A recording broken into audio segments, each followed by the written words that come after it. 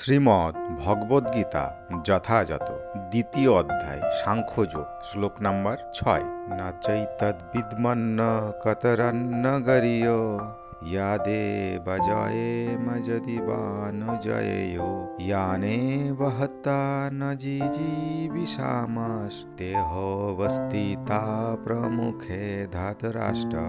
শব্দার্থ: ন, না, চ ও এতৎ এই বিদ্যহ আমরা জানি কতরাত যা, ন আমাদের, গরীয় শ্রেয়, ইয়ৎ যা, বা অথবা, জয়েমে জয় করি, যদি যদি, বা অথবা, ন আমাদের, জয়েও জয় করা হয়, জান জান যারা, এব অবশ্যই, হত্যা করে, ন না, জিজীবিষাম জীবন ধারণের ইচ্ছা করি, তে তারা সকলে, অবস্থিত, প্রমুখে সম্মুখে, ধাতরাষ্ট্র ধৃতরাষ্ট্রের পুত্রগণ।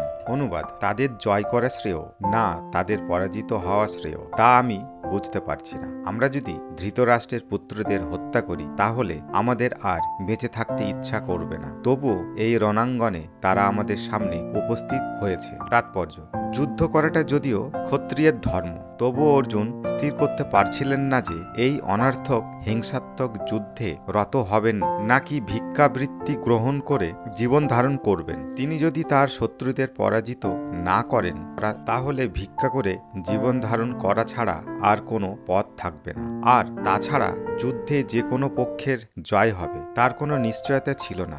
যুদ্ধে পাণ্ডবদের জয় হলেও কারণ তাদের দাবি ছিল ন্যায়সঙ্গত। ধৃতরাষ্ট্রের পুত্রদের অবর্তমানে জীবন ধারণ করা তার পক্ষে নিতান্ত দুর্বিষহ হবে বলে অর্জুন মনে করেছিলেন। এদিক দিয়ে বিচার করলে সেটিও তাদের পক্ষে একরকম পরাজয়। অর্জুনের এই দূরদৃষ্টি সম্পন্ন বিবেচনা অবধারিতভাবে প্রমাণ করে যে তিনি কেবল মহৎ ভগবত ভক্ত ছিলেন না, তিনি গভীর তত্ত্বজ্ঞান সম্পন্ন পুরুষ ছিলেন এবং তিনি তার মন ও ইন্দ্রিয়গুলিকে সর্বতোভাবে সংযম করেছিলেন।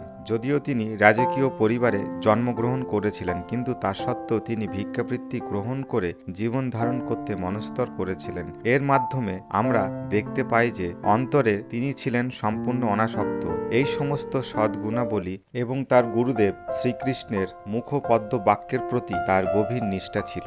এই দুয়ের সমন্বয়ের ফলে তিনি ছিলেন প্রকৃত ধার্মিক। আমরা এখন এই সিদ্ধান্তে পৌঁছাতে পারি যে মুক্তি লাভের জন্য অর্জুন সম্পূর্ণরূপে যোগ্যতা সম্পন্ন ছিলেন। ইন্দ্রিয় যদিও সংযত না হয় তবুও দিব্যজ্ঞান উপলব্ধির স্তরে উন্নতি হওয়ার কোনো সুযোগ থাকে না। এই দিব্যজ্ঞান ও ভক্তি ছাড়া জড় জগতের বন্ধন থেকে কোনো রকমই মুক্ত হওয়া যায় না। অর্জুন এই সমস্ত গুণাবলী দ্বারা ভূষিত ছিলেন এবং সেই সঙ্গে ছিল জাগতিক সম্পর্কিত অস্বাভাবিক গুণাবলী।